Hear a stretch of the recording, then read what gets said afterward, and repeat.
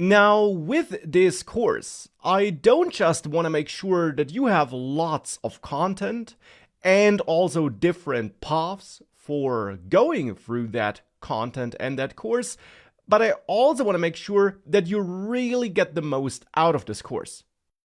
And that, of course, all starts with you meeting the course prerequisites. Because I really want to emphasize that for this course, you need basic web development and JavaScript knowledge. There is an optional JavaScript refresher course section right after this section here, which you can take if it's been some time since you last worked with JavaScript, or if you only got started with JavaScript a couple of months ago. But this section will not replace a complete JavaScript course. If you never worked with JavaScript at all, and if you got basically no web development knowledge, this course here won't be for you. But this course definitely is for everyone who got at least basic knowledge. No expert knowledge, no advanced knowledge is needed. Basic knowledge is enough, but you should have that basic knowledge. Well, and then of course, since this is a video-based course, you should watch the course videos, but you should watch them at your pace. Slow me down if I'm going too fast, or speed me up if I'm going too slow for your taste. It's a video on-demand course. Take advantage of that.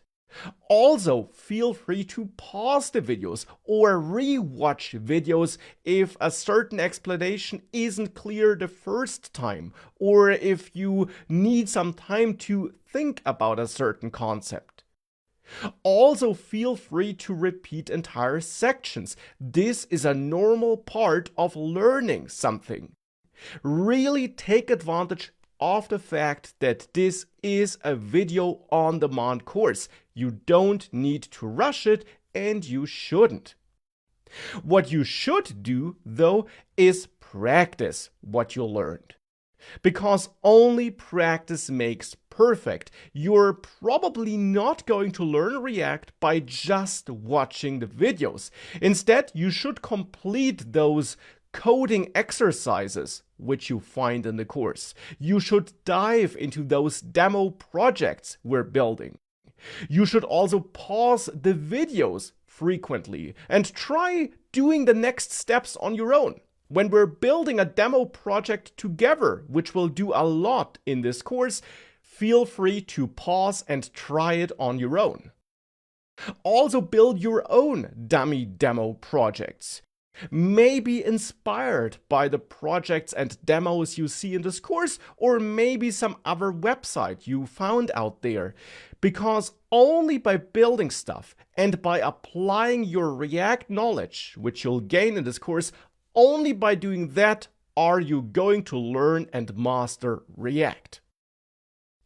Now, of course, especially when practicing, you're probably also going to get stuck at some point, and therefore, of course, you should also help yourself and others. Now, if you're getting stuck with the demo projects or in general the code you'll see in the videos, there's good news. I do provide code attachments as part of this course.